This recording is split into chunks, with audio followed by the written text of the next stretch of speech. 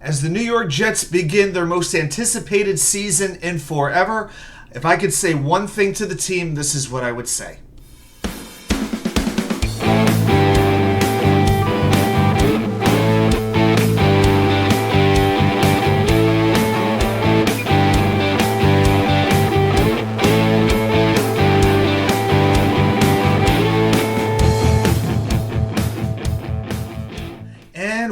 Well, welcome back to New York Sports WickerMedia. I'm Watu-K99. Thank you, as always, for taking the time to watch these videos. Reminder, we go live every Wednesday night at 10 p.m. Feel free to join us. It's always a whole lot of fun, a whole lot of football talk, random sports talk, whatever's going on in the world of New York sports, we'll get into it. Jets trivia as well. But I wanted to come on here and talk about something a little bit different.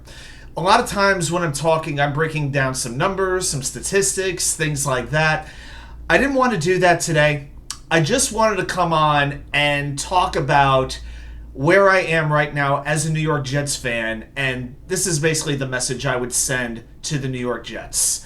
You know, I'm in my early 40s. I've been a fan of the New York Jets really since the very late 1980s is about how far I go back. You might be more, you might be less, doesn't matter.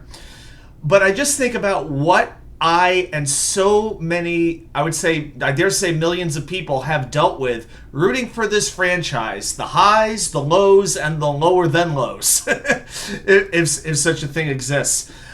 But as this season is the most anticipated, I would dare say, in the history of the New York Jets. You can make that case. And I'm just going to go through some of my memories. They might match up with yours. You might have slightly different memories. Maybe you get to go to games. You know, I have not lived in the New York area since 1997. So I have been rooting from afar, 1,500 miles away, 1,000 miles away. But I just think about this whole journey. I mean, I'm that fan in 1990 who went to his first Jets game, a very cold day against Indianapolis, and saw a 29-21 loss. I'm that fan who watched them beat Miami in 1991 in overtime to get a playoff spot, only to lose the next week 17-10 to Houston. I'm that fan who watched them in 1993 start out 7-4, then go on to lose 3 of their next 4 games. And then, the last game of the season on a Sunday night, they got a Sunday game in Houston, Texas, against an Oiler team that had nothing to play for, and they got shut out 24-0. A game best remembered, by the way, for Buddy Ryan and Kevin Gilbride punching each other, the Oilers coaches on the sideline. I'm that fan who can remember the exact chair he was sitting in as a 13-year-old watching the fake spike game, the Jets blow the 18-point lead, and Aaron Glenn standing there by a house on the side of the road as Dan Marino throws the game-winning touchdown to Mark Ingram, and then the Jets proceed to go 4-28 over the next 2 seasons, after, by the way, not winning another game in 1994. I'm that fan who dealt with 2 years of Rich Kotite. Just embarrassing. I am that fan who, in 1997, was absolutely pumped as heck for billparcells to come in. The dignity was restored to the New York Jets, and they fall 1 game short of the playoffs, losing in Detroit. Parcells would not trust Neilodonnell to win that game. Instead, he's got Raylucas and Leon Johnson throwing option passes, by the way, the latter of which got picked off, and Barry Sanders just ran all over the Jets. 184 yards, and the Jets get edged out 13-10. I'm that fan who remembers a great 1998 season that ultimately came up short in Denver in the AFC Championship game, blowing a 10-0 lead and losing 23-10. I'm that fan, and many of us will remember, 1999, that first game against New England, with as much optimism as there had ever been up to that time. And Vinny tears his Achilles in the first half of the first game, and the season was essentially done. Because Parcells would not go to Raylucas. Instead, he had to stick with Rick Wallow in the mire just for half the season, which absolutely ruined them.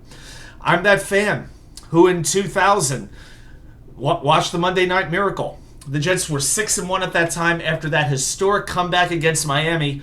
Then they lost 3 in a row, won 3 in a row, and lost 3 more in a row to miss the playoffs. And by the way, during that season, algroh, and I don't care what anybody tells me, had his foot long out the door before the season was over because he couldn't wait to go to Charlottesville to the University of Virginia and play in the frickin' Peach Bowl every year. I'm that fan who in 2001 watched Hermanedwards come in. I was in Boston Boston, Massachusetts. I'm going back in 3 weeks for my 20-year college reunion. I have not set foot in that city in 20 years, and I am actually going back now. But I had to deal with what would be the first of many New England Super Bowls while I was still on the North Shore of Boston, Massachusetts. I'm that fan who in 2002 watched a kid from Marshall University named Chad Pennington take over a team that was struggling. The Jets win 4 straight. They lose a huge game in Champaign-Urbana. That's right, Champaign-Urbana, to the woebegone Chicago Bears, allowing Chris Chandler to go 23 of 28 in the game, and Wayne Corbett, and I love Wayne Corbett, try to hurdle like 3 Chicago Bears on the 25-yard line to get a first down, and he fumbled the ball and the game away. But the Jets came back. Chad Pennington kicks Tom Brady's ass 30-17 the next week, and then came the infamous now 42-17 thumping of Green Bay, coupled with the New England win over Miami, and the Jets win the division. I was living in North Carolina at the time. It was a snowy day. I remember sitting in the 3rd bedroom on the computer, and I have the TV to my right. I'm on the computer just typing away furiously, just communicating with whoever I could, and watching that game. It was like a party, and I was the only one in the house.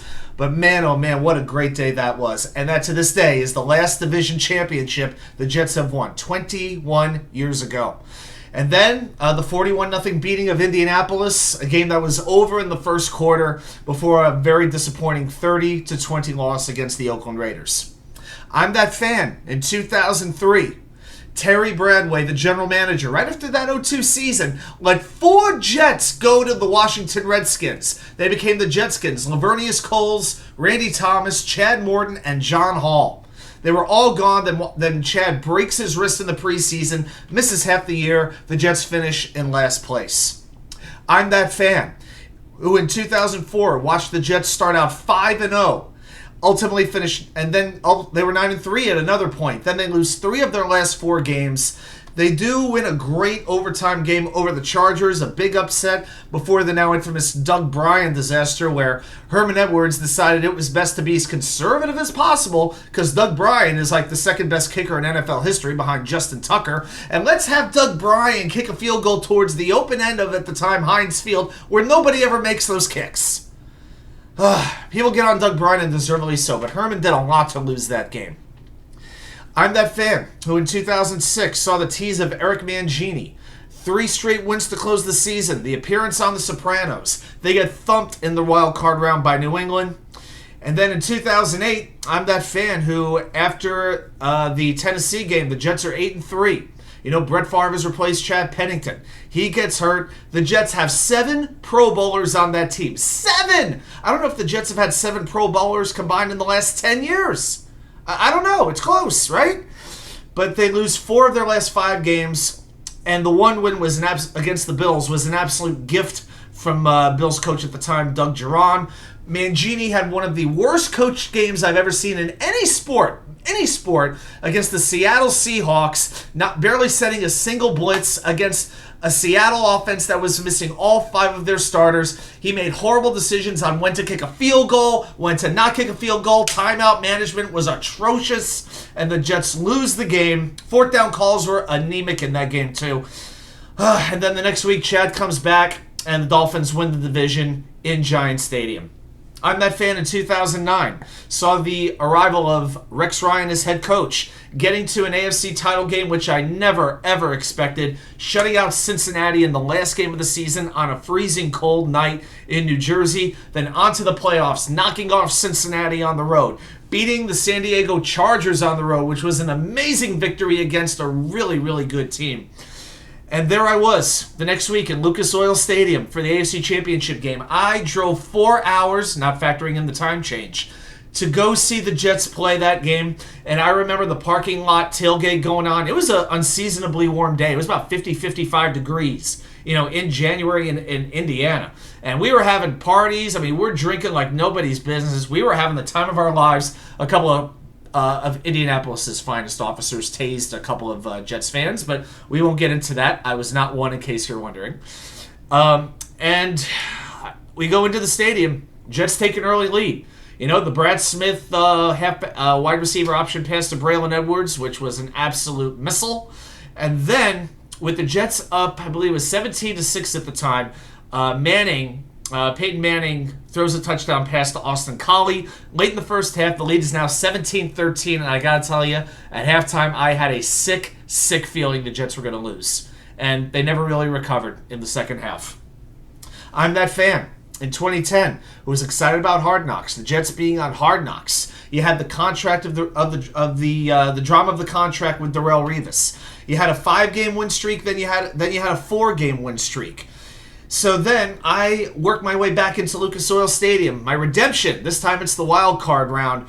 And as nervous as I could be, to the point where 5 minutes into the game, I left my seat. I had to watch the entire game in the concourse because I was too nervous. I could not bear to be around the Colts fans. My anxiety was as high as the roof of that stadium, I will tell you. And then I remember standing right behind the goalposts when Nick Folk kicked that field goal that looked at first like it was going a little bit off to the side, but it straightened itself out about midway through. And of course, immediately I'm looking for penalty flags. And it was good, and the Jets were on their way to New England, and for the most part, the Colts fans were cool. That 4-hour drive back to the west suburbs of Chicago, which is where I lived at the time, felt like it took 30, 40 minutes. Unbelievable. And then the next week, I'm in my basement.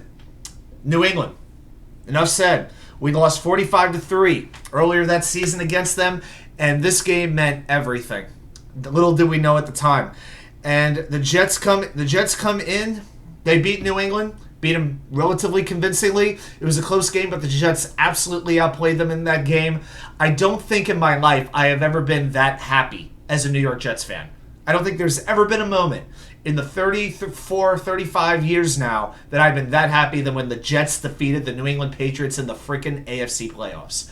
And the next week, I'm in the Country Club in downtown Chicago near Wrigley Field, which is where the Jets fans meet there. I was part of that group for a long, long time. And the bar was packed literally shoulder to shoulder because also Green Bay and Chicago were playing the NFC Championship game. Green Bay wins. Here come the Jets, and they lay an absolute egg in that first half, trailing 24-0 before a late field goal makes it 24-3 going into halftime.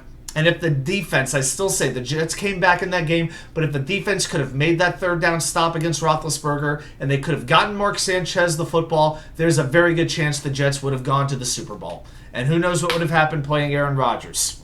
Who will ever know? I'm that fan in 2011 who watched Tim Tebow come in a decision that made absolutely no sense to me at all. Then the 9/11 victory over the Dallas Cowboys, a fantastic comeback, a huge block punt set that up that put the Jets back in the game. I remember the 3-game losing streak to end that season, including the Christmas Eve massacre. I was watching that Christmas Eve disaster against the Giants with the San Diego Jets fans at Henry's Pub. An absolutely great group of people. And I remember Rex, much as I love him, he was covering up the Giants Super Bowl trophies. The Giants felt disrespected.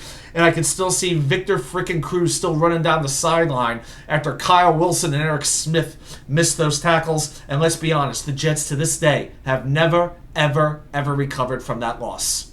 Never. I'm that fan who had to watch John Idzik and his general manager for 3 years. The Idzik 12, everybody. The best player to come out of that draft class was Quincy Enunwa. Okay, who was a good player but couldn't stay healthy. I mean, the one with the longest career was Dakota Dozier.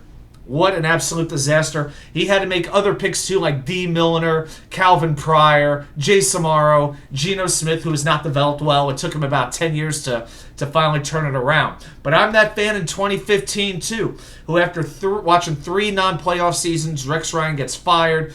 I got to watch Todd Bowles come in, who had about the personality of a plastic plant, let's be honest. Okay, we see the best offense in the history of this franchise in 2015, which nobody could have seen coming. Okay, Ryan Fitzpatrick at quarterback, Chris Ivory at running back, Brandon Marshall, Eric Decker, Jeremy Curley at wide receiver, and they were rolling. They were 5-5, then won 5 games in a row, including against Miami, the Giants in overtime, Tennessee, Dallas, and then the infamous win December 27th in MetLife Stadium against the New England Patriots. Enunwa with a huge catch and run down the sideline in overtime before the over-the-shoulder pass to Eric Decker for the win. I was in Key West watching that game. Oh my God. I was traveling a lot back then around Christmas time. And I was dealing with a high ankle sprain from playing soccer the previous day. I could barely walk. But I was not going to miss that game. And I remember limping my way back to the to the cruise ship boat, just screaming Jets, Jets, Jets, Jets the whole way through. That was pretty amazing. And then I was back just in time to go to the country club to see the win-and-in game against Buffalo, where Rex sticks it to us. We lose 22-17 against a Buffalo team that also had nothing to play for except a .500 record and sticking it up to our proverbial rear ends. That's all it was. That is also the last time, by the way, the Jets finished second place or better in the AFC East. And I knew after that game Todd Bowles was not the coach. He was not the coach. And then you go to 2016 through 2018, 3 straight last place finishes. Bowles gets let go. 2017, during that time, I moved from Chicago to Norfolk, Virginia. And I finally had a local community of Jets fans to watch games with. 3 years later, they chose that I would become president of the group, and I've got an amazing group of friends now, which I never really had while I was in the Midwest, because the trip to Chicago, downtown Chicago, was just too much. 2019, Adam Gase comes in as head coach. The less said about that, the better. I hope that high school job's working out for you, my fellow Adam. I'm ashamed to share my first name with you. But C.J. Mosley, that first game is dominating Buffalo. Had the pick six, had some big tackles against that team. It was Josh Allen's first game, and then in the second quarter, Mosley, I believe, tears his groin, and he was never the same that season. They lose that game by a point. They lose 7 of their first 8 games, including the infamous IC Go Sam Darnold game on national TV against New England. But in June of 2019, it wasn't all bad because Joe Douglas gets hired as general manager. And then in 2021, Robertsaleh comes in as head coach. Had a very impressive presence about him. You really liked the way that he communicated, but you knew the roster was not NFL worthy at all. He and Joe had a ton to turn over. And then I'm that fan. Last year in 2022, watched a 7-4 start before dropping 6 straight games as Zach Wilson and the offense absolutely crumbled down the stretch. So it's all led us to right now, to this year. The 2023 season, it starts Monday night. This is the season bringing more hope to Jets fans than any other season this century. And this is what I want to say. To my fellow Jets fans and to everybody in the New York Jets organization, not that they're ever going to see this, but this is what I would say. For the first time in, I'd say, 7 or 8 years, the playoffs are not a pipe dream. They are not a prayer. They are an expectation. They are a minimal expectation. The Super Bowl is no longer something that we're just going to watch, wager on, and stuff our faces with unimaginable combinations of food and hard beverage. It is something that we believe we deserve. It is something that we believe we can own. It is a moment that we feel we can grasp and take for our own. So to every player on the New York Jets, from Aaron Rodgers to Irv Charles, from Quinnen Williams to Zaire Barnes to Thomas Hennessy, okay, you all have a job. Go out on that field 17 times, and God willing more, 17 times this year, and give everything you have to give. Play hard, play smart, and believe that you should be kicking the ass of the other team that's on the other side against you. No matter what their resume is, no matter what their star quality is, no matter what kind of a championship pedigree they have, you can play with any other team in this freaking league if you play the way that you are capable of playing. And as New York Jets fans, we have been waiting over a decade to be proud of this team. We have waited over half a century to stand on top of the NFL mountain, at the peak of that mountain. So Coach Saleh, coaching staff, players, make us proud, and God willing, make us reign superior.